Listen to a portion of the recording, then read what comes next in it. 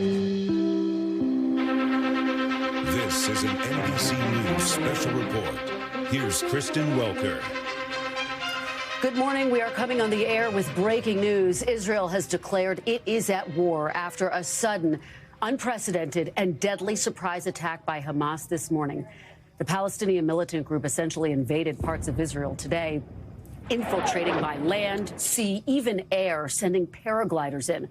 Hamas also launching thousands of rocket attacks, overwhelming Israel's robust defenses, and then sending armed militants into the streets of Israel, some of whom were seen cutting fences at Israel's border with Gaza City to get into the country. Dozens of Israelis are dead, hundreds are injured, and Hamas has claimed to have taken hostages, bringing them back to the Gaza Strip.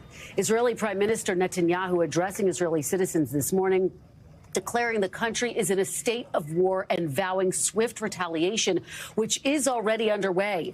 Palestinian officials saying at least 200 people have been killed by Israel's retaliation. NBC's Raf Sanchez has been on the scene all morning. He's in the southern part of Israel. Raf, what is the very latest there that you are seeing and hearing? Kristen, we are now more than 10 hours into this unprecedented surprise attack by Palestinian militants from Gaza, and this chaotic and violent situation is still unfolding. I just want to give you a sense of the geography. We are about 6 miles from the Israeli border with Gaza now. You can probably see behind me, Israeli forces have closed what is normally one of the major highways in southern Israel. On the other side of this checkpoint, Kristen, is the Israeli town of Sderot. It is one of the major Israeli communities close to the Gaza border. I just got off the phone with an Israeli security official who tells me that fighting in Sderot, as well as several other towns and cities and communities along the Gaza border, is still underway. Kristen, that is a sentence that if you had asked me yesterday, I would not have told you was plausible. The idea that Palestinian gunmen are inside of Israeli communities is what has taken this country so by surprise, and it is the method and the level of sophistication with which they have carried out this attack. As you said, Palestinian gunmen arriving by land, by sea, and for the first time by air, using paragliders and hang gliders to cross the Israeli border. They did it, Kristen, under the cover of a barrage of some 2,000 rockets, which seems to have overwhelmed Israel's absolutely cutting-edge, world-leading missile defense systems. Throughout the day, we have seen plumes of black smoke where these Palestinian rockets have got through Israeli defenses and they have struck home. I want to give you just the very latest numbers that we have. Israel's emergency services are saying 70 people are confirmed dead inside of Israel. That is one of the largest losses of life on a single day in decades here. Some 800 Israelis are wounded. And Kristen, inside of Gaza, where Israeli airstrikes have now begun, the Palestinian Health Ministry is saying 200 people have been killed already, 1,600 wounded. Kristen, I'll just close with saying that perhaps the most important dynamic here, the key to understanding what comes next, is the fact that Hamas and the smaller militant group Islamic Jihad say they have Israelis captive inside of Gaza, and the whole world is now watching to see what Israel will do next to get its people home. Kristen. And Raf, as you describe that chaotic and devastating scene there that is unfolding all around you, let me follow up with you on that very question, because Prime Minister Netanyahu is saying Israel is in a state of war. So what does that mean potentially in terms of next steps that we might see by Israel? Yeah, so the Prime Minister was very clear with the Israeli people. What is happening right now is an order of magnitude above and beyond the rounds of fighting we have seen between Israel and Hamas over the last decade. Rounds of fighting which, frankly, the world has become a little bit numb to. This is a full-scale war. This is unlike anything Israel has seen in 50 years. And it may very well be that Prime Minister Netanyahu, the head of this extreme right-wing government here in Israel, feels that he has no choice, knowing that there are Israelis held captive, held hostage inside of Gaza, he may feel he has no choice but to order a large-scale ground offensive inside of Gaza. And, Kristen, as we know, Gaza is one of the most densely populated places on earth. There are 2 million civilians in there, as well as these Palestinian militant groups. There is nowhere to run. There is nowhere to hide. And if the fighting goes to the heart of Gaza City, Khan Yunis, these other population centers, we are looking at potentially devastating casualties in the days ahead. Kristen. There's no doubt about that. As you were talking, we were watching some video of someone who appeared to be taken captive. We just got this reporting from Andrea Mitchell at the State Department that Blinken, the Secretary of State, is at the White House right now attending meetings, calling foreign counterparts about this situation. That is according to State Department spokesperson Matthew Miller. And just talk about the timing of this, Raf. This is coming on the 50th anniversary of the Yom Kippur War, when Israel suffered a surprise attack 50 years ago. Yeah, Kristen, the symbolism of this is just so striking. 50 years, almost to the day, since the Yom Kippur War, when Israel was last caught off guard by a combined Egyptian-Syrian invasion. That was a war where in its first 72 hours or so, people genuinely thought that this country might be about to be wiped off the map.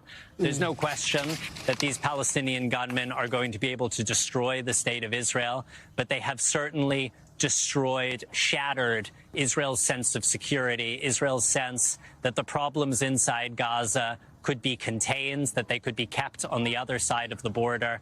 This is a failure of intelligence, it would seem, on a massive scale, that Israel was caught off guard once again at the end of a religious holiday. We're at the end of the week-long period of Sukkot. Kristen, you may be able to hear Israeli air defense is going off in the distance. There are still rockets coming from Gaza into Israel. There are still Israeli jets flying over. There's no sirens going off in this area right now, so we're okay to keep talking to you. But it appears that Israel caught off guard, whether this is a failure of intelligence, whether this is a failure of imagination, to think that Palestinian gunmen could take paragliders to fly into Israeli communities, attack homes, take people hostage, and carry them into Gaza. There are a lot of very difficult questions in the days ahead for Israel's security officials. But, Kristen, I can tell you their absolute top priority right now is what is going on down the road from me, where they are fighting street by street, house by house, trying to retake control of these Israeli communities from these Palestinian militants. Kristen. And we were looking at video of one of those paragliders that you mentioned. Raf, please stay safe and do stay with us. I do want to bring in our senior White House correspondent, Kelly O'Donnell, who's at the White House. Kelly, the National Security Council this morning released a statement saying the U.S. unequivocally condemns the unprovoked attacks by Hamas. What more can you tell us? We know the president spoke with Netanyahu. What we can say is that at this point, the president is engaged in conversations with his top advisors, national security officials, and we know that that conversation with Prime Minister Netanyahu has taken place. We are expecting to get a specific readout, meaning some of the details of what was discussed, to be made public at some time here shortly. I'm also told by a senior official that Vice President Harris is currently talking with President Biden. She was briefed separately by her own national security team. We know that Secretary Blinken is here at the White House. And certainly what happens in a moment like this is from that earliest call when the White House is alerted, and officials I spoke to had acknowledged they were surprised by these attacks. There is a wave of information that flows to the president. First, he is briefed, then he convenes conversations with his top officials, then the outreach to the Israeli leadership. And of course, on an ongoing basis, we expect that national security officials will be dealing with their counterparts, not only in Israel, but among the ally community. And at this point, we expect a formal paper statement from President Biden to the American people about this. At this time, we are not anticipating that he would appear on camera. That's always subject to change. A lot of this, of course, takes on the context, Kristen, as you know so well from all of your years here at the White House, of the urgent moment and what must be dealt with, and it's against the backdrop of the relationship. President Biden has known Benjamin Netanyahu for more than 40 years. Their relationship has tension points that recede to a degree on a day like this when Israel is under attack. The U.S. has a long-standing, for the entire history of the Israeli state, a partnership that is described as iron ironclad, providing military support and assistance, being the best friend to Israel on the planet, and certainly Israel is the most significant partner with the U.S. in the Middle East. So this is significant. In talking with national security officials this morning, I was told that Israel had not made any specific ask of military aid in addition to the normal cadence of what the U.S. provides at this time, of course, noting that Israel has a very robust and talented and fulsome military operation on its own. We also know that the conversations will continue. The president can be in touch via video conference, in person here at the White House, and formulating how they can best help. And, of course, it's set against the backdrop of ongoing negotiations where the U.S. has been trying to partner with Israel and Saudi Arabia for normalization. How is that going to be affected now? The pictures you're seeing there are from the most recent meeting between the president and Benjamin Netanyahu, which was done not here at the White House, but in New York during the period of the UN General Assembly meetings when Netanyahu was attending as a head of government, and so was our president. So that's where we are at this point, where it is gathering information, where it is trying to communicate with allies and partners, and trying to deliver a very clear message of condemnation of what has taken place, and then plotting next steps. Kristen? And Kelly, as is so often the case, this is a developing and evolving situation. While you were speaking, we got that statement from President Biden. Let me read it, Kelly. Yes. Stay Just with handed me. it here as well. Yes, and I'm going to get your reaction on the other side. He says, this morning I spoke with Prime Minister Netanyahu about the horrific and ongoing attacks in Israel. The United States unequivocally condemns this appalling assault against Israel by Hamas terrorists from Gaza. And I made clear to Prime Minister Netanyahu, we stand ready to offer all appropriate means of support to the government and people of Israel. Terrorism is never justified. Israel has a right to defend itself and its people. The United States warns against any other party hostile to Israel seeking advantage in this situation. My administration's support for Israel's security is rock solid and unwavering. He goes on to say that he and his team are tracking this situation closely and that he will remain in close touch with Prime Minister Netanyahu. We are looking at live pictures of the aftermath there in Israel. Kelly, big picture here. Talk, if you will, a bit about the relationship between President Biden and Prime Minister Netanyahu. He has been somewhat critical of some of the recent moves Netanyahu has made as it relates to reforms to the judiciary there. That's something we'll be watching closely because the president has been critical in a friendly way, meaning wanting to maintain the strength of the relationship, but certainly pointed in his concerns about checks and balances in the Israeli government and concerns about reforms that certainly the U.S. would like to see in the judicial system. I think in this moment, what we will see is a transition from openly making those criticisms to putting those on the side, not diminishing them, but dealing with the more urgent matter of the existential threat to Israel from this kind of attack, especially with Israeli citizens, not combatants, members of the military, being held, being harmed, and so forth. So the relationship has been stressed. It has been at a point where the U.S. would like some concessions from Israel when it comes to trying to have normalization with other partners in that part of the world, namely Saudi Arabia. We saw with the Abraham Accords from the previous administration, partnerships and acknowledgement, recognition of Israel. All of that is important and it is compelling, but when there is active hot war, it shifts into a different kind of dialogue. And so you see the absolutely unwavering support from the president on these important moments of the ironclad partnership, the need for any military or otherwise support from the U.S., and on the personal level, the keeping all of those who are affected by this in the prayers and in the hearts of the Bidens and certainly the American people. The relationship between Israel and the United States is one of the most significant of all the allied partnerships, and it may be tested at times by differing governments that come into power and differing policy views. But when a hot war is unfolding, things certainly revert to that primary relationship of partnership and protection. Kristen? What a critical point and critical context there. Kelly O'Donnell, please do stay with us. Thank you. I now want to bring in NBC's chief foreign affairs correspondent, Andrea Mitchell. She is on the phone for us. Andrea, good morning to you. What are you learning about these horrific attacks and what Kelly was just talking about, this relationship between the U.S. and Israel? Indeed, and I was talking to people at the Israeli embassy here in Washington who told me that they are hostages inside Gaza, civilian as well as military. The Israeli Defense Force has just confirmed that. We don't know how many, but Israel's position has always been no man or woman left behind.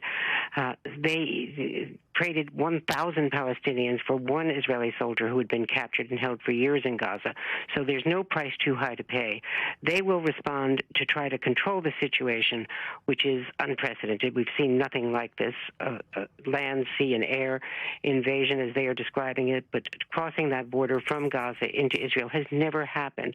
This is the first time since the Yom Kippur War 50 years ago, almost exactly 50 years ago, that we've seen Israel under such threat. So immediately their challenge is to try to control and contain the current situation. There will be overwhelming reprisals, and we don't know where it will stop, because this administration, this coalition, is the most self-defined right-wing coalition that has ever existed in Israel, and Netanyahu has been the most hardline prime minister in, certainly in recent decades in Israel. So to that extent, this is not going to be the last of it by any means. But the short term is to control the military situation. They are keeping a very close eye on the north, where Iran-backed Hezbollah has a lot of control and, hundreds of rockets. So far, no action there. Most immediately, the West Bank will certainly have a great deal of sympathy. They've been under huge pressure from Israel. The expansion of settlements, no negotiations from both sides, very weak leadership by the Palestinians in the West Bank, and that is, of course, contiguous to Israel proper. It is completely interwoven and assimilated with Israeli society and Israeli economics, despite the barriers, the walls, and the other defenses. So that is another immediate concern. Obviously, tensions have been very high. As Kelly was saying, tensions with the U.S. But when something like this breaks out, it is, as the president says, a rock-solid commitment to Israel.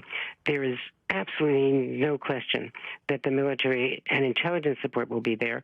It's still to be determined how Israel had such an incredible intelligence failure, as well as the U.S. There was no warning. They've acknowledged that. No one here anticipated this happening. As to the meeting that took place in the UN, which I was covering, that was patching over problems that had existed. Netanyahu had wanted a meeting in the Oval Office in the White House for months and months and had been denied because of his policy towards the Palestinians, his expansion of the settlements, and because of the domestic situation where he was pursuing judicial changes to the Supreme Court that were very much opposed by President Biden in written statements and privately to Netanyahu. So that was only a UN meeting, which, as you know, Kristen, from all of your years of White House coverage, was not the status of a White House meeting that Netanyahu wanted. But they patched it over. He was promised a White House meeting this month, in fact, as they pursue a larger peace, which they thought might even be possible with the Saudis, which would be Middle East peace as we have not known it since 1948. But that is now beyond any comprehension when there is an all-out war in Gaza. And as we think about the timing of this, Andrea, just very quickly before I go back to Raf Sanchez in Israel, can you talk about how those discussions about a potential negotiation between Saudi Arabia and Israel, an attempt to normalize relations there and further isolate Iran, may have been one of the factors, and I underscore that word may have because it's still very early, but it's one of certainly a piece of the backdrop to these horrific attacks, Andrea? It's a very interesting question, exactly, Kristen, because it was moving. And just 3 or 4 days ago, in the Senate, a large group of senators put out a statement saying they supported it in principle, but did not support some of the elements without security guarantees, for instance, on a nuclear civilian plant that Saudi Arabia was demanding as one of the prices from the U.S. So there were a number of conditions.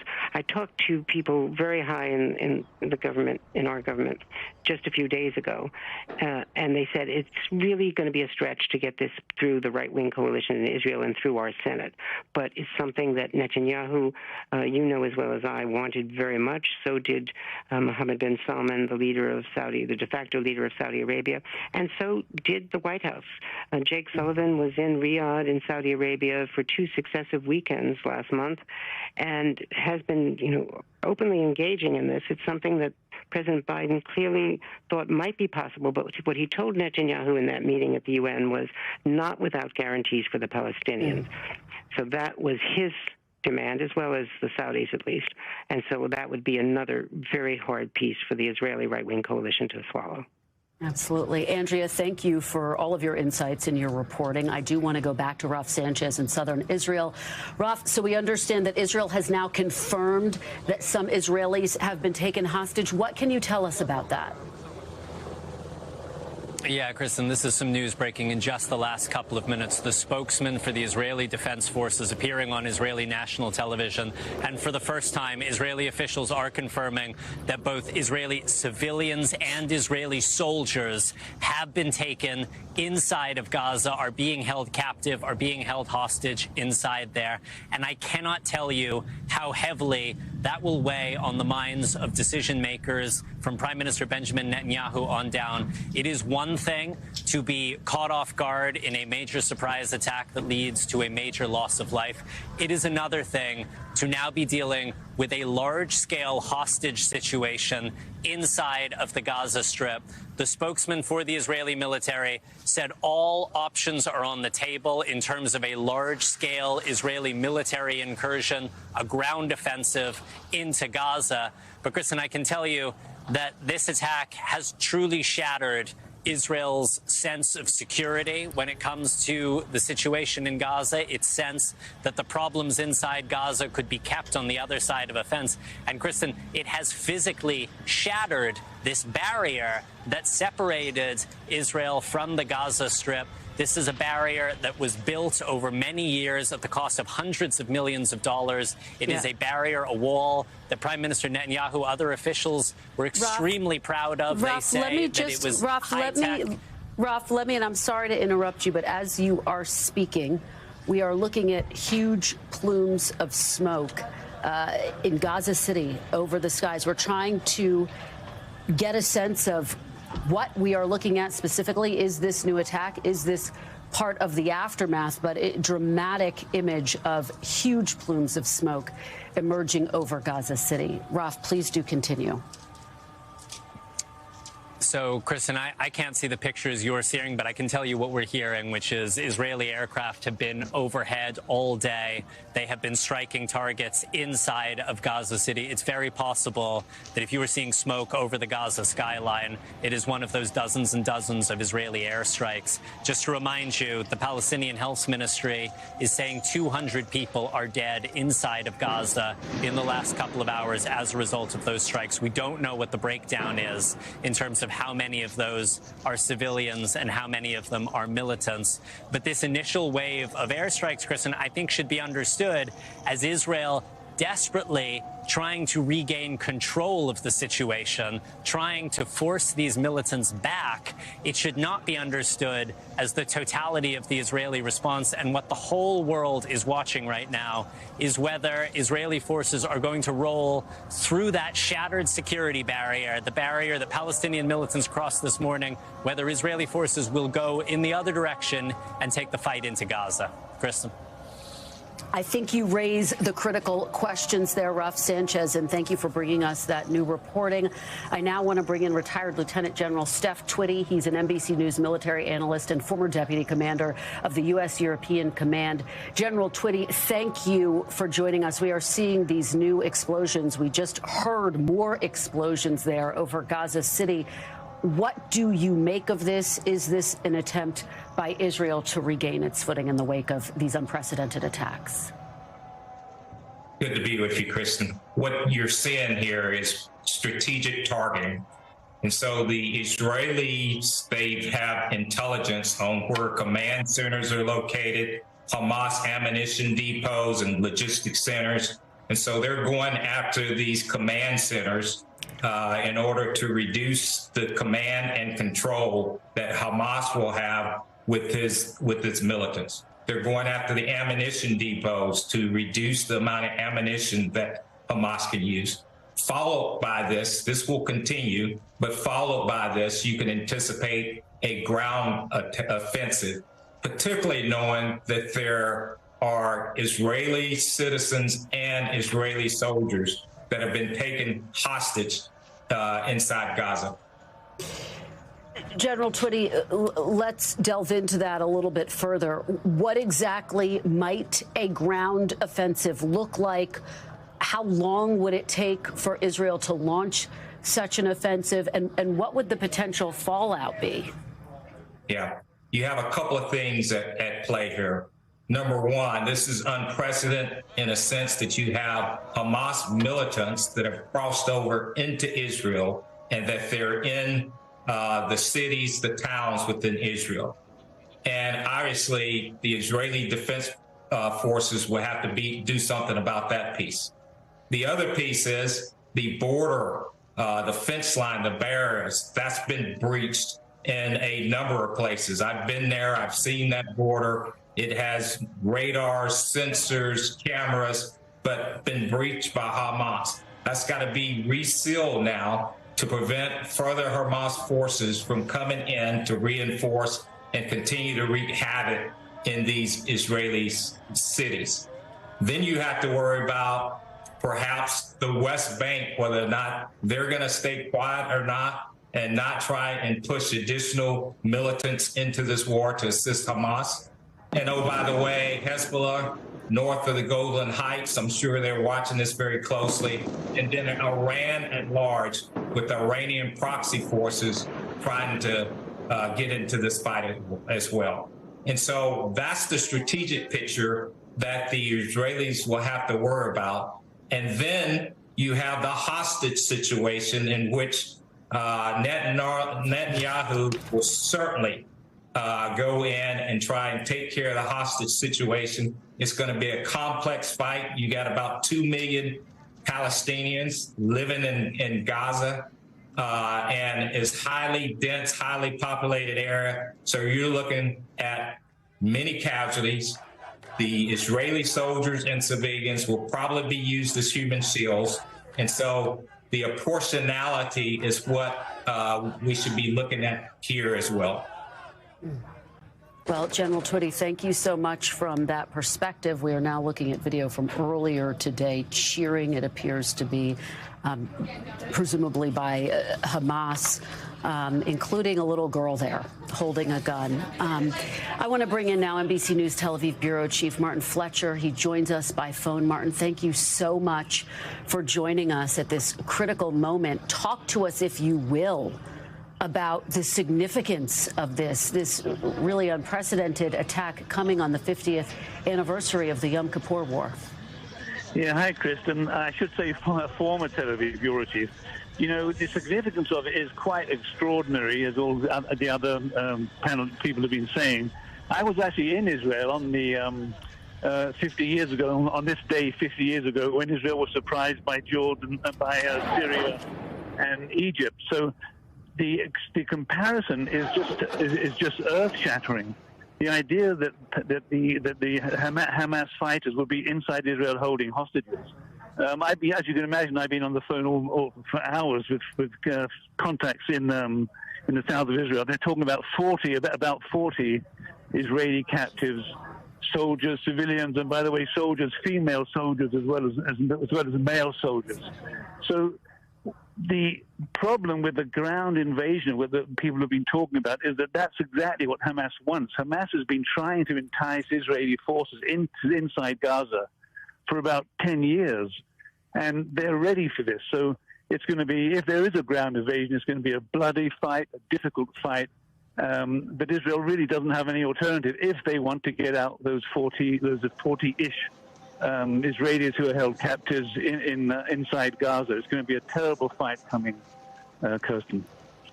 All right, Martin Fletcher, thank you so much for joining us as we continue to monitor this developing situation with Israel declaring war after a surprise attack by Hamas. That concludes this NBC News special report. We'll have much more on our streaming channel, NBC News Now, tonight on NBC Nightly News, and tomorrow on Meet the Press. I'm Kristen Welker. This has been an NBC News special report.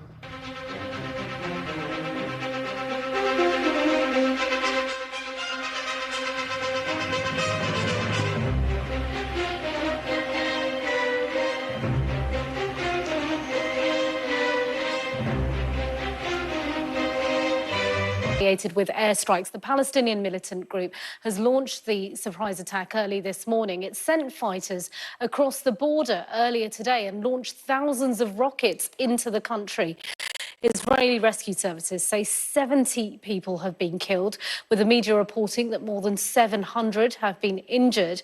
Israel has warned Hamas it's making a grave mistake and has been carrying out airstrikes on Gaza.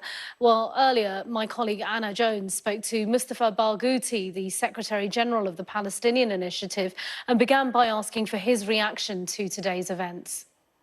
There's a clear Palestinian response to unprecedented level of Israeli settlers' attacks on Palestinians, unprecedented level of Israeli attacks on the Aqsa Mosque, and unprecedented level of killing Palestinians. Since the beginning of this year, 248 Palestinians were killed by Israeli troops and settlers, including 40 children. And the world community has done nothing to stop an occupation that has become the longest in modern history. 56 years of occupation, 75 years of ethnic cleansing. And the world community has been silent about this. I see on your screen that Britain is saying that Israel has the right to defend itself. Well, fine. What about the right of Palestinians to defend themselves? We are the ones who are under occupation. We are the ones who are under siege. We are the ones who were displaced in 1948 with 70% of the Palestinians forced to be out of their land, of their homeland. And we are the ones who are under oppression. So what you see today is a reaction to all this oppression. But it definitely took Israel by surprise. It has shown that the mighty Israeli power, which has more than 200 nuclear heads. So, well, you've explained how you see Hamas's reasoning. Palestinian resistance. Apologies for interrupting there. I think your line dropped out for a moment. You were explaining there what you think is behind Hamas's reasoning for this attack. Israel clearly furious about this. They have talked about the scale of it. They say that Palestinians fired 2,500 rockets at Israel. They talk about infiltrations from paragliders on the sea and ground. And they say they will retaliate. They're talking about thousands of reservists being called up. The Prime Minister, Benjamin Netanyahu, says we are at war and we will win. What do you think will happen next? Well, if Israel chooses to go into a more escalation, it will cause a very big explosion in the area. The force on Gaza, they killed more than 5,000 Palestinians in these attacks, and they destroyed most of the infrastructure in Gaza. This did not stop Palestinians from resisting. As well as the normalization with some Arab countries, it could not marginalize the Palestinian issue. The way out of this situation is very simple. It's with Israel ending the occupation, the illegal military occupation of Palestinian land, allowing Palestinians to be free from occupation, allowing them to live in peace, in real just peace. But to continue to oppress Palestinians and expect a different attitude, I think, is wrong. On the other hand, if Israel chooses to escalate more, they are running a very dangerous game, and we could end up having a second front opened in the north. And Israel could find itself in a war also with Hezbollah and with Lebanon. That is a very real possibility, plus an intifada in the West Bank. The way of ending violence is not more violence. The way to end violence is to accept the rights of the people who are under oppression, who are under occupation, and who have the right to be free. I don't think Netanyahu will do that. All finished after this huge Israeli failure. But I think the Israelis themselves should ask themselves, why did they choose people like Smotrich and Ben Gvir, the most extreme, those who call themselves fascists? And most Palestinians have one of three options, either to immigrate or die or accept a life of subjugation to Israelis. What you see today is Palestinian reaction, resistance, because everything else failed. Peace processes were stopped. Israel refuses even to negotiate with Palestinians. Israel refuses even to meet with Palestinians, and carried the map of Israel showing that it includes all of the West Bank, all of Gaza Strip, all of the Golan Heights that are occupied, and practically declared the annexation of Palestinian territories. So, of course, what does the world expect? The Palestinians would sit down and accept to be slaves of a system of apartheid in the 21st century? That is impossible. Well, this story has been developing throughout the day here, and we have more breaking news for you. Israeli opposition leader Lapid has said he is offering to form a joint emergency government with Prime Minister Netanyahu. So offers from the opposition of forming a joint emergency government. So things moving fast politically as well. It'd be interesting to see how Prime Minister Netanyahu, who called an emergency cabinet meeting this morning with his defence secretary, will respond to that. So the opposition clearly seizing the day and offering to form a joint emergency government. Meanwhile, the UN Security Council is to meet Sunday over these attacks on Israel. Of course, a while ago, we brought you that news that Brazil, which is currently holding the presidency of the UNSC, said that they wanted to call a UN Security Council meeting. Well, they are now going to meet tomorrow after the Hamas launched this attack on Israel. The UN Security Secretary General, Antonio Guterres, has condemned the attack and is urging all diplomatic efforts to avoid a wider conflagration.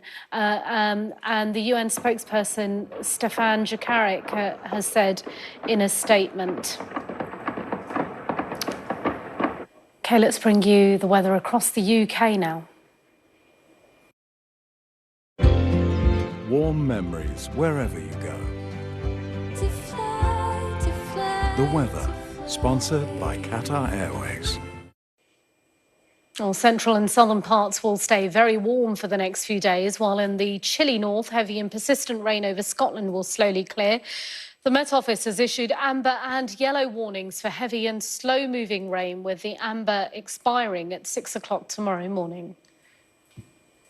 The weather, sponsored by Qatar Airways.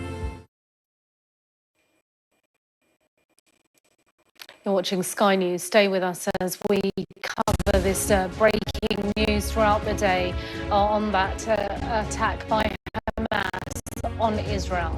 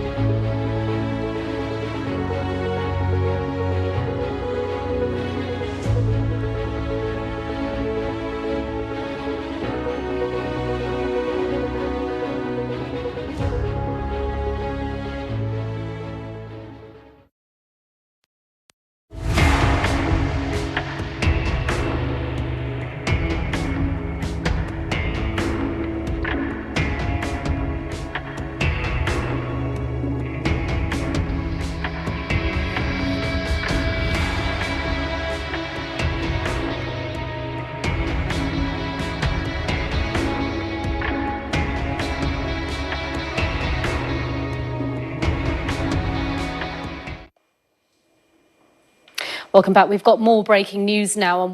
Hamas leader Haniyeh has said that the Al-Aqsa Tufan operation, the Tufan means storm, so the Al-Aqsa storm operation began in Gaza and will expand to the West Bank. So a strong statement there from Hamas saying that their operation will expand into the West Bank. Of course, earlier I spoke to the IDF asking about the situation there, and he said that the incursions were so far only across that border with Gaza and Israel. Well, Israeli authorities have so far said at least 70 people have been killed and more than 700 injured.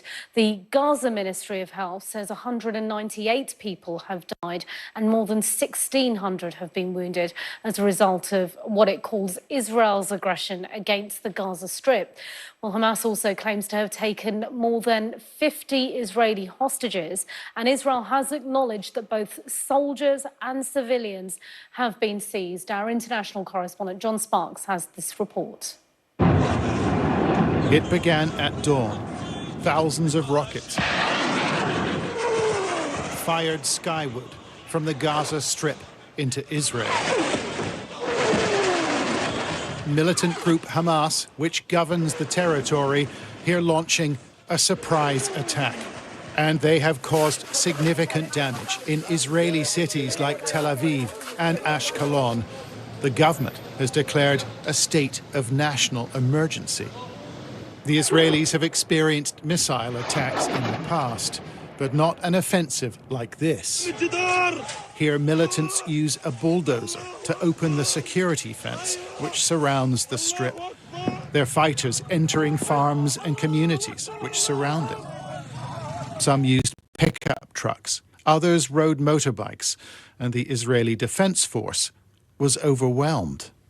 In these pictures, militants use a drone to immobilize a tank, and we see the crew being pulled from a vehicle.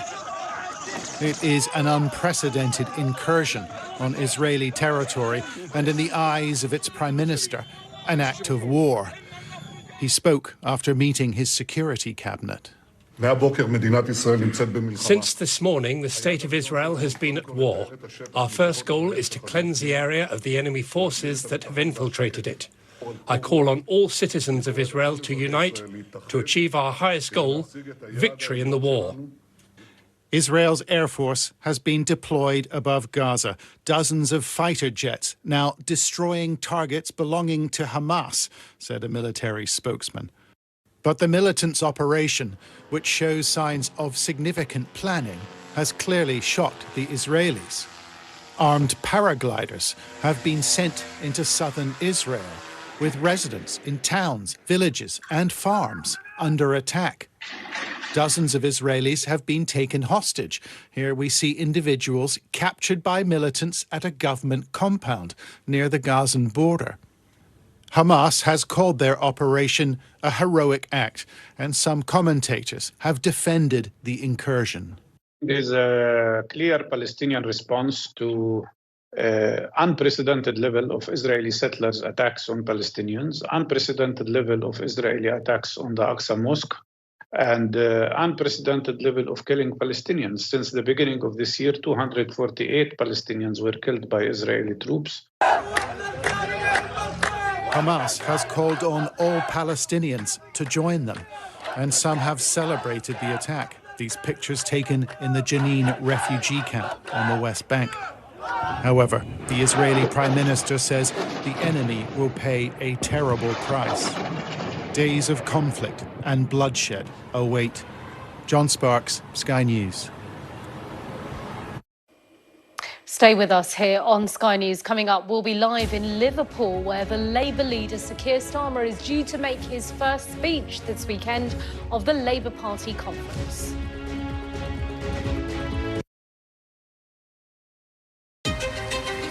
It was everything that a journalist might want in a story. You don't want to lecture people, but you do have to give them the facts. Do we have the fairest path to reach net zero by 2050? It stinks. And they're and done nothing. Not at all. Our app gives you the very best at Sky News. Take it, he's from Sky News. He's from Sky News. He's entitled to ask me questions. It's truly staggering. I wasn't prepared for all the sights. What's your response to what Alex is saying? It's a controversial issue. That's what we're facing at the moment. Are we ready to do some marching? Their longest ever strike. Pay them more. We have just been going through pay negotiations. This is hardcore emergency medicine in the hardest of circumstances. And listen, it's quite a time, hasn't it? You have to see these things, but it's making it hurt when you do it. I'm ready. Are you?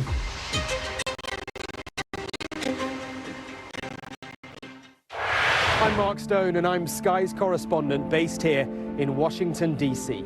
Our street! Our street! Well, the plan seems to be to head to the police station where the policeman who fired the shots was based. And everything, you know, his memories is all gone. In almost every corner, this town has been completely destroyed by the fire. I've witnessed the remarkable passion for politics here, but the anger too. We have to get Trump out of the White House. Is this the moment to reform gun laws? You know, it's easy to go to politics. But it's important. It's at the heart of the issue. I get that that's where the media likes to go. No, it's not. It's where many of the people we've talked to here like to go. I report on the biggest stories from around the world. This is a town that is effectively encircled by the Russians. You say it's all fabrication, what's happening in Bucha? Destroyed my nation.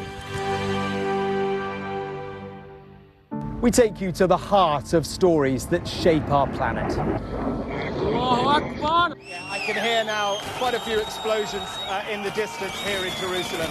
A very violent series of confrontations here. What do you think of ISIS? Everybody here knows the truth of ISIS.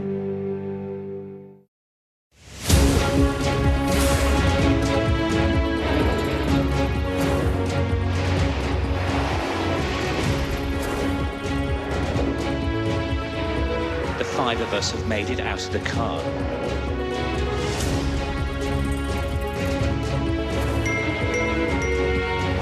Welcome to Backstage, the film and TV podcast.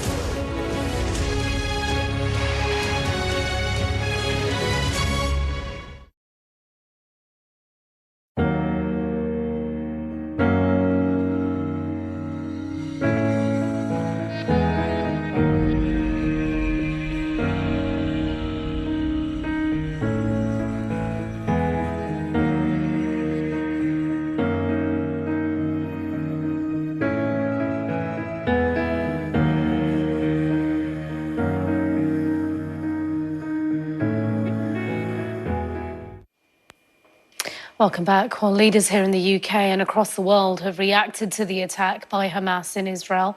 Prime Minister Rishi Sunak has tweeted, "I am shocked by this morning's attacks by Hamas terrorists against Israeli citizens. Israel has an absolute right to defend itself. We're in contact with Israeli authorities, and British nationals in Israel should follow travel advice." Well, the Labour leader, Sir Keir Starmer, has echoed the PM's sentiments, tweeting, "I utterly condemn the ongoing attacks on Israel and her citizens. There is no justification for this act of terror, which is being perpetrated by those who seek to undermine any chance for future peace in the region. Israel has a right to defend herself." Liberal Democrats leader Ed Davey tweeted horrifying scenes in Israel and Palestine this morning. Liberal Democrats fully condemn Hamas. This terrorism must cease. Israel has a right to defend itself. Well, further abroad, French President Emmanuel Macron says, "I strongly condemn the terrorist attacks currently hitting Israel. I express my full solidarity with the victims, their families and loved ones." Well, Israeli commentator Danny Seidman spoke to my colleague Anna Jones earlier. Israel is in a deep state of shock collectively, and many of us, far too many of us, personally. This is a total surprise. Operationally, it's a total surprise in terms of intelligence. There have been warnings in recent weeks that the situation is very tense, but they were not focused and they were not heeded. This is highly recalls the events of 50 years ago yesterday, the surprise in the Yom Kippur War. We have been listening to the radio broadcasts from the posts along the Suez Canal begging for help. This morning on Israeli television and Israeli radio, we have been hearing pleas live from people inside their shelter rooms saying the terrorists outside, the army is not here. This is an earthquake in Israel. It's a country in a deep state of shock. We don't know the full picture, but it is clear that Israel will not be the same country when the smoke clears. Final word. When my defense minister says Israel will win this war, I respectfully disagree with him. This war will have no winners. One message is absolutely clear. If life in Gaza will be hell, Israel will not be paradise. Enough said. And if we can hold on to you for a moment more, I would like to get your thoughts on how you think Israel militarily will respond. I fear that the major goal of this is going to be massive retaliation against Gaza, non-routine. And you're hearing that even from moderate and left of center people within the security establishment. Some of this will be to impose punishing consequences on the Hamas. When you impose punishing consequences on the Hamas, you're going to have large numbers of civilian casualties. There will be an element of this, and I hate to say it, which will be to satisfy the lust of revenge that clearly will be evident in Israeli society. It's a natural human response. And we have a government that is in deep crisis and a prime minister who is not viewed by many of Israeli citizens as legitimate and credible. We are now 4.5 hours into this earth-shaking event, and the prime minister has held his silence. I think that there may be an attempt to satisfy some of these urges by a massive attack, but a massive attack is in the cards. I do agree with Avi that. OK, let's take you live to Liverpool now, where Labour leader Keir Starmer is taken to the stage for his first speech of the Labour Party conference. Really profound and powerful about your journey. And I think they're words which will resound around this room and around this country. And I find them really, really uplifting. Thank you so much for the privilege of allowing me to be here with you. And it is a special privilege to follow Rachel Reeves, who is going to be such a fantastic Chancellor when we win that next election. So it is really fantastic to be here at Women's Conference. And conference delegates, Ruth Hayes and the National Women's Committee, and Dean in the chair for conference arrangements, everybody who puts in the hard work for days like today, all year round. I know what it takes, but just take a moment to look at what your hard work delivers. The Labour women's movement standing together here in this room, and conference. Because it's been so long since we met in person, I'm afraid the goodbyes have built up. And this is the first time since we last met, since two giants of our movement, leaders of this party, announced that they would be stepping down from Parliament. Two women who, through their... And we'll bring you more on what Sir Keir had to say later here on Sky News. You're watching Sky News. Stay with us. We'll have more on our breaking news as the Israeli Prime Minister Benjamin Netanyahu says his country is at war. These pictures coming into us in the last half hour as Israeli airstrikes retaliate in Gaza City. Sir Keir Starmer and Prime Minister Rishi Sunak have both condemned the attacks by Hamas. Stay tuned to Sky News.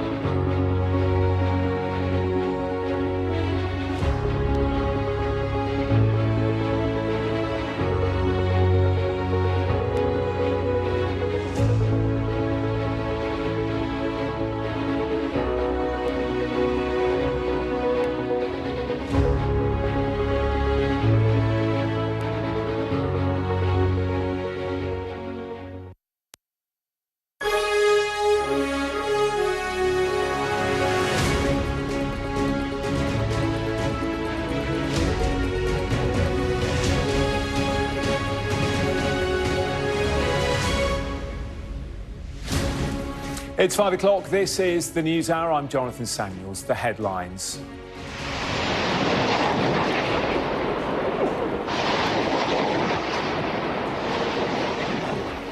We are at war. The Israeli Prime Minister Benjamin Netanyahu vows to retaliate after Hamas launch a deadly attack.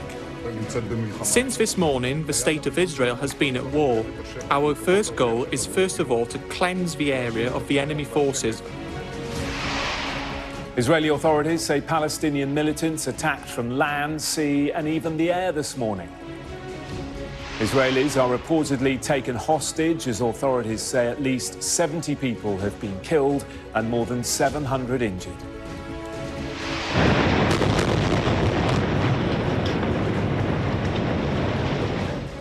Israel hits back with airstrikes in the Gaza Strip. Palestinian health officials say at least 198 people have been killed in the strikes and more than 1,600 injured. We'll bring you the latest from the region. Hello, a very good evening. The Israeli Prime Minister Benjamin Netanyahu has vowed to retaliate after the Palestinian militant group Hamas launched a surprise attack. The militants sent fighters across the border into Israel and launched thousands of rockets into the country. Israeli authorities say soldiers and civilians have been abducted and taken hostage by militants, with at least 70 people killed and more than 700 injured. Israel has responded through a series of airstrikes into the Gaza Strip. Palestinian health officials say 198 people have been killed in Gaza and more than 1,600 have been injured. Our international correspondent John Sparks reports on the ongoing conflict. It began at dawn. Thousands of rockets fired skyward from the Gaza Strip into Israel. Militant group Hamas, which governs the territory, here launching a surprise attack. And they have caused significant damage in Israeli cities like Tel Aviv and Ashkelon. The government has declared a state of national emergency. The Israelis have experienced missile attacks in the past, but not an offensive like this. Here, militants use a bulldozer to open the security fence which surrounds the strip. Their fighters entering farms and communities which surround it. Some used pickup trucks, others rode motorbikes, and the Israeli Defense Force was overwhelmed. In these pictures, militants use a drone to immobilize a tank, and we see the crew being pulled from a vehicle. It is an unprecedented incursion on Israeli territory and, in the eyes of its prime minister, an act of war. He spoke after meeting his security cabinet. Since this morning, the state of Israel has been at war. Our first goal is to cleanse the area of the enemy forces that have infiltrated it. I call on all citizens of Israel to unite to achieve our highest goal, victory in the war.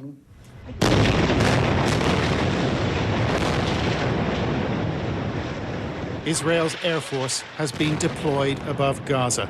Dozens of fighter jets now destroying targets belonging to Hamas, said a military spokesman. But the militants' operation, which shows signs of significant planning, has clearly shocked the Israelis. Armed paragliders have been sent into southern Israel, with residents in towns, villages and farms under attack. Dozens of Israelis have been taken hostage. Here we see individuals captured by militants at a government compound near the Gazan border.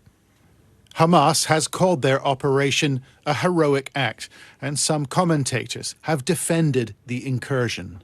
There is a clear Palestinian response to unprecedented level of Israeli settlers' attacks on Palestinians, unprecedented level of Israeli attacks on the Aqsa Mosque, and unprecedented level of killing Palestinians. Since the beginning of this year, 248 Palestinians were killed by Israeli troops. Hamas has called on all Palestinians to join them, and some have celebrated the attack. These pictures taken in the Jenin refugee camp on the West Bank. However, the Israeli Prime Minister says the enemy will pay a terrible price. Days of conflict and bloodshed await. Well, our international correspondent John Sparks joins me now in the newsroom. John, what is the latest on the ground? Fighting continues. It does, Jonathan. The fighting does continue. Evening now in Israel. We understand that there is fighting in at least 5 locations in southern Israel, in communities and in farms close to the Gaza Strip. Intense fighting being reported in 2 communities, Be'eri and Ofakim. So these are towns, agricultural towns, again close to the territory of Gaza. And we are starting to see a picture now of very high casualties in terms of injuries, in terms of deaths. We have seen pictures of dead Israelis on the streets of towns and villages in southern Israel, the bodies of dead militants as well. And I have just viewed particularly gruesome pictures of what appears to be a massacre at one Israeli farm, one kibbutz called Kfar Aza. Multiple bodies in a room, pools of blood, many dead in this one attack. So really gruesome scenes. Also, we have seen a number of Israeli civilians and soldiers as well, it appears, who have been abducted by militants. We presume that some of them will be taken back to Gaza, and that raises questions about next steps from the Israelis. What can we expect from them? We already know that they are targeting sites in Gaza City. We just saw in my report one building essentially being demolished in the center of Gaza City. What do they do next, particularly when they know their civilians, potentially soldiers, have been captured by soldiers? We are looking potentially at an IDF, Israel Defense Force, incursion into Gaza. We haven't seen that happen since 2014, but I think that we can expect the situation, this conflict, to escalate. John, for now, thank you. Well, the attack from Hamas has drawn condemnation from world leaders. This is what the UK's Foreign Secretary James Cleverly had to say to broadcasters a little earlier. What we have seen is, I think, an unprecedented attack on Israel. Reports of thousands of rockets being fired at civilian targets and reports of arbitrary killings, murders and kidnaps. We completely condemn, the UK completely condemns these terrorist acts against Israel, and we support Israel's right to self-defense. And of course, we will be working closely with the Israeli government. We're already in contact with them and will continue to do so, both to protect British nationals in Israel and to try and bring peace as quickly as possible. What form does that support take? What support is Britain ready to give to Israel as they respond to these attacks by Hamas? Well, we will respond, of course, to requests from the Israeli government.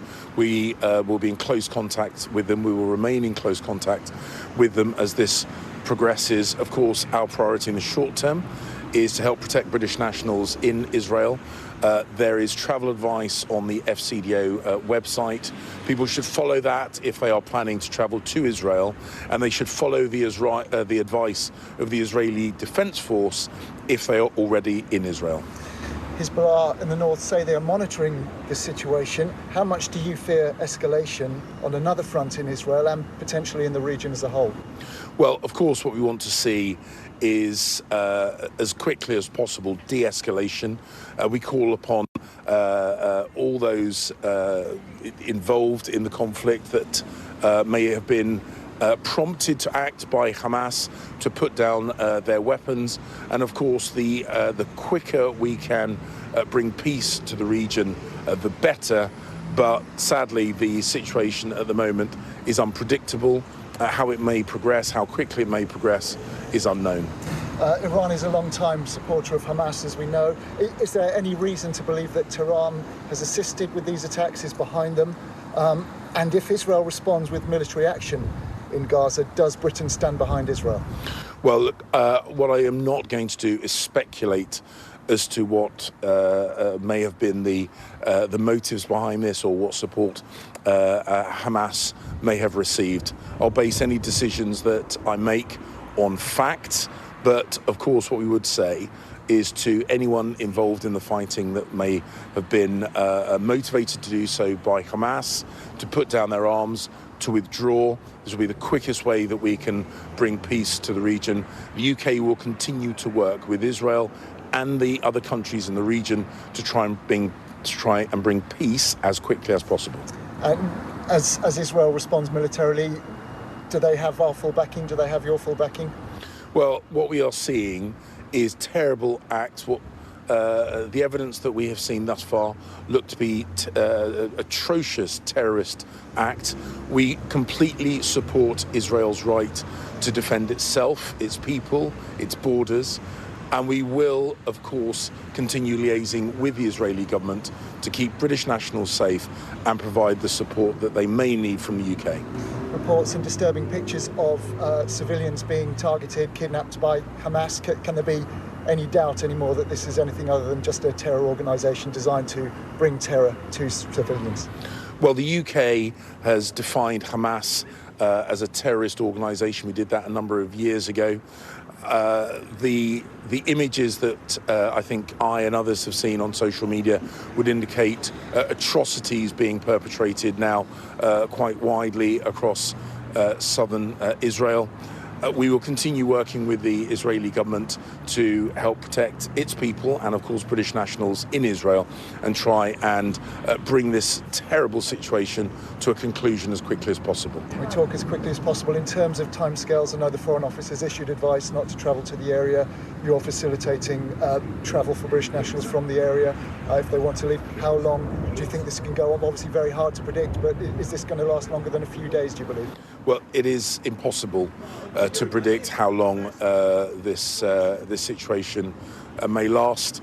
We will continue to work closely with the Israeli government and governments in the region to, as I say, discharge our primary duty, which is the protection of British nationals, but also, as I've said on a number of occasions, Israel's security is our security, so we will continue to work with the Israeli government in their efforts to bring this situation to a conclusion as quickly as possible.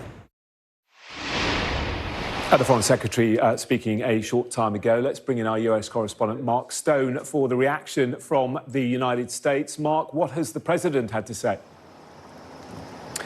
Well, a flurry of reaction from different departments here in the United States, but from around the world as well. Differing reaction too, it must be said. From the United States, as you would expect, shoulder to shoulder with Israel on this. The President, we know, was awoken this morning early to the news, to receive the news of what has happened. He has since released a statement. I'll read a bit of it to you. It confirms that he has already spoken to Prime Minister Netanyahu of Israel, and he says the United States unequivocally condemns this appalling assault against Israel by Hamas terrorists from Gaza, and I made clear to Prime Minister Netanyahu that we stand ready to offer all appropriate means of support to the government and people of Israel.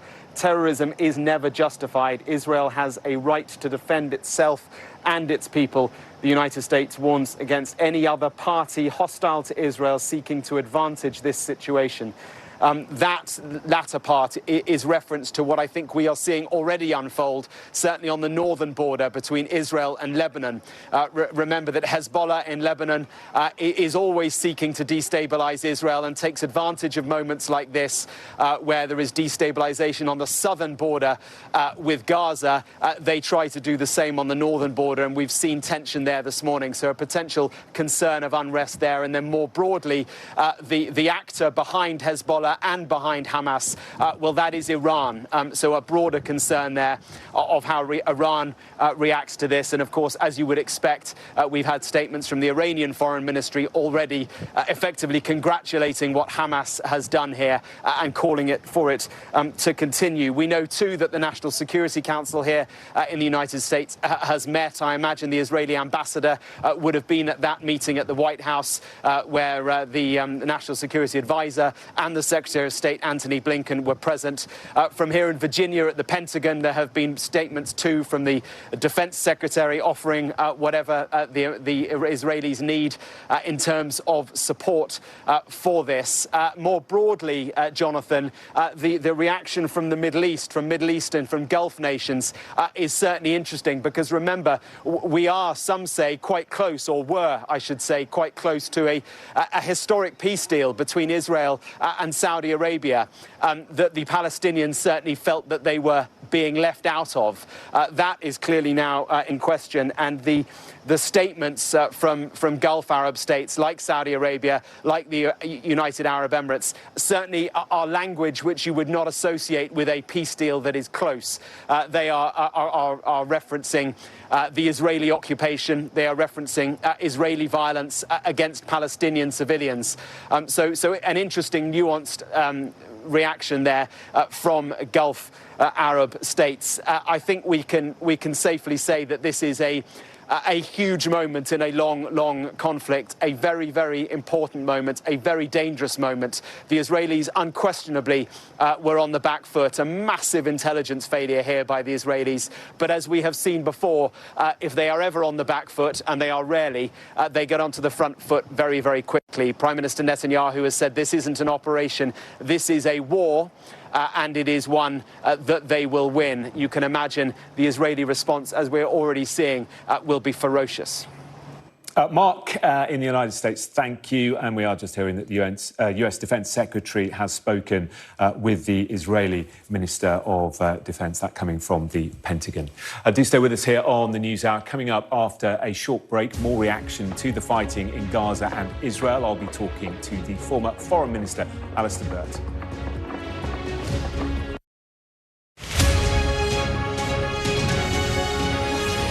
We've been tracking the problem since we formed the company in 2005, and bedbugs have continued to grow in London year on year. Some parts of the capital as much as 1,500% year on year. So I don't think we need to be worried about the French bedbugs coming to the UK. We've already got enough of our own. There's a lot of incorrect stigma associated with them. People think they're to do with cleanliness and hygiene. Nothing to do with that. They're an exposure pest. You get bedbugs by coming into contact with a source of bedbugs. So the first thing people need to learn to do is check when they travel to avoid contact in the first place.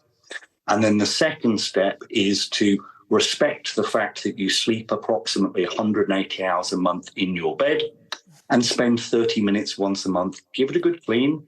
You're looking for the signs of bedbugs, live samples, car skins, and fecal traces. And if you have a passive bedbug monitor, you can look for the poo on the detection skirt of that. And if you detect the problem quickly, all you need to do is remove the monitor, clean the room, and get back on with life as normal. We've got your Sunday mornings covered. From the front page and the sounds of the streets to the voices of the people who make the major calls and big picture politics beyond Westminster. We'll put you at the heart of our story. A new start to Sunday. I'm ready. Are you? Join me, Trevor Phillips, Sunday mornings on Sky News. We aim to be the best and most trusted place for news. Greg Milam, Sky News, Manchester.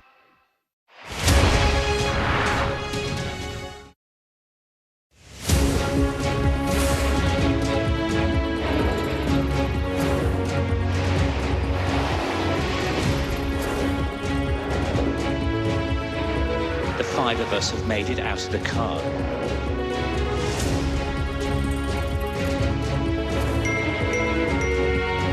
Welcome to Backstage, the film and TV podcast.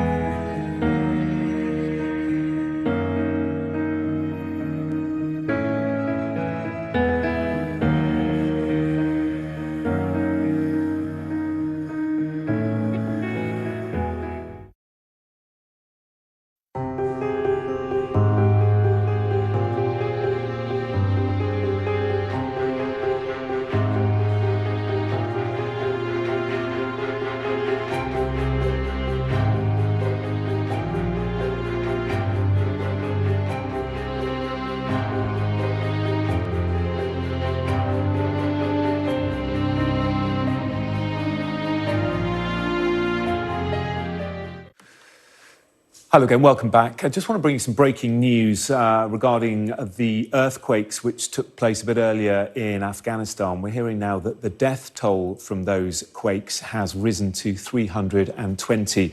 That's according to the UN, hitting the west of the country, a 6.3 magnitude earthquake followed by an aftershock of 5.5. The UN now saying 320 people have died. Let's get more reaction to events in Israel and Gaza from here in the UK now. I'm joined by Alistair Burt, who was a foreign minister for the Middle East between 2017 and 2019. Good to have you on the programme. The area, the region, has seen a huge amount of violence, of course, over the decades. Where does this event sit? This is a very, very serious event.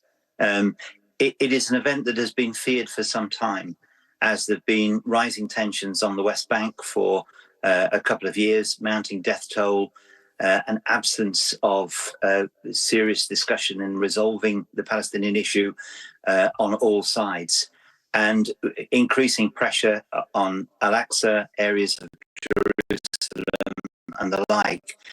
But I think the scale and the speed of it today was clearly unexpected, which of course is unusual in itself. Israeli intelligence is extremely good.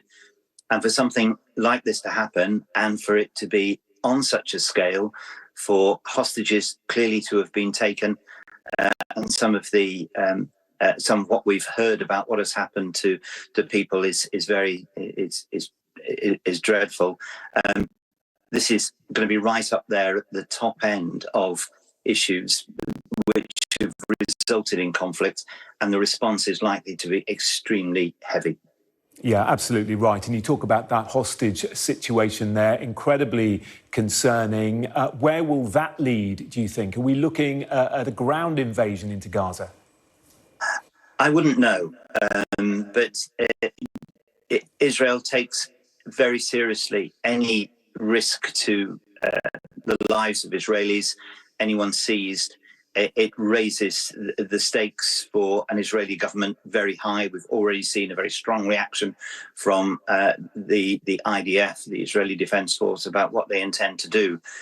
So the gravity of this is genuinely enormous.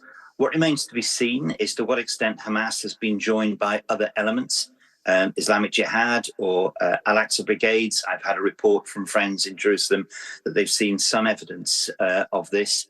And of course, people are watching, particularly neighbouring Lebanon and Hezbollah, to see if the attack is joined. I would imagine that there's been some coordination before Hamas did what it did.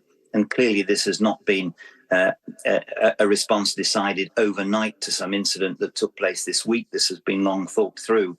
But Israel will have plans of how to deal with it.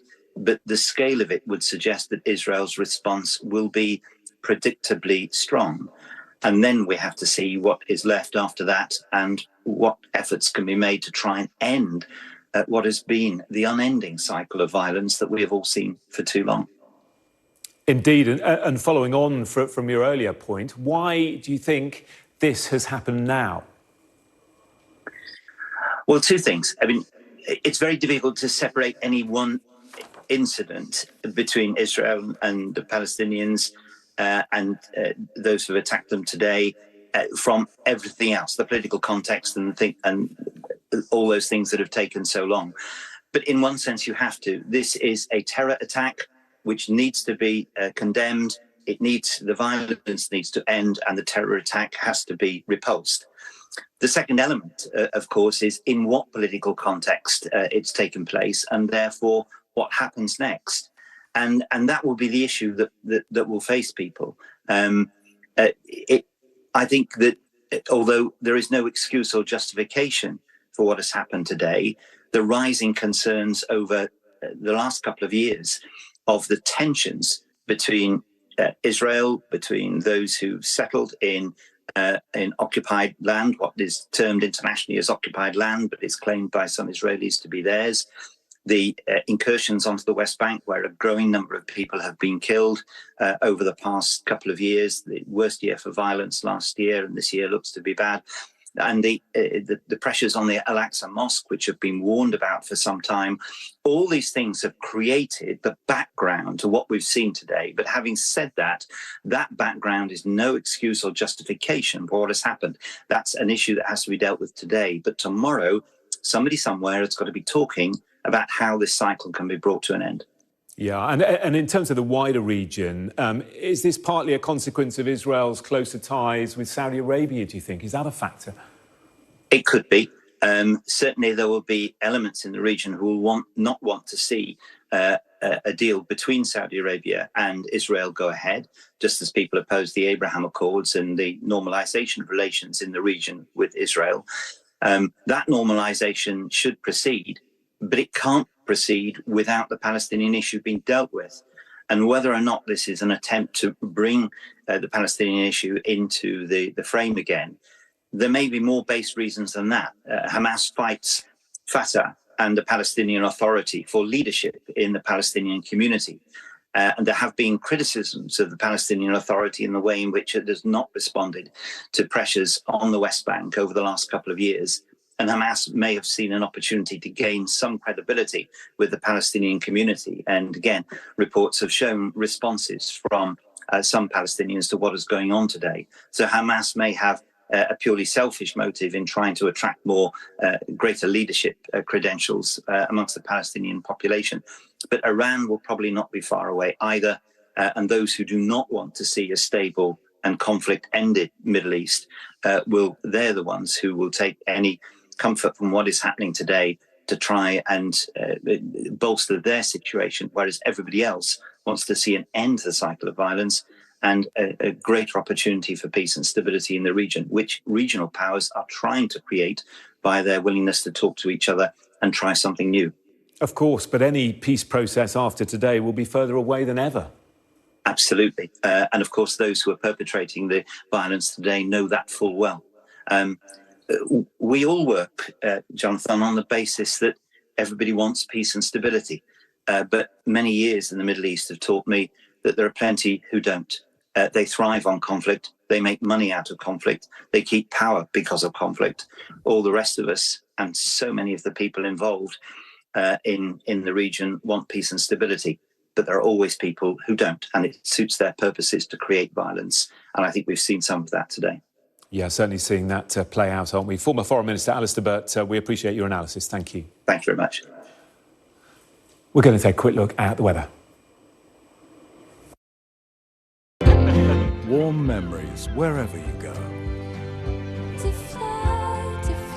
The weather, sponsored by Qatar Airways. Central and southern parts will stay very warm for the next few days, while in the chilly north, heavy and persistent rain over Scotland will slowly clear. The Met Office has issued amber and yellow warnings for heavy and slow-moving rain, expiring at 2 o'clock tomorrow afternoon. The heaviest, most disruptive rainfall is expected in western and central Scotland. Northern Britain will have a mostly cloudy evening with heavy rain over much of northern Scotland, but most other places will be fine. Northern mainland Scotland will see further heavy rain tonight. Elsewhere, it'll be mostly fine, but there will be some patchy fog in the south, especially near exposed coasts. The weather, sponsored by Qatar Airways. Do stay with us here on the News Hour. Coming up in a moment, we'll have more reaction for you to the fighting in Gaza and Israel. We'll talk to the chair of the British Palestinian Committee.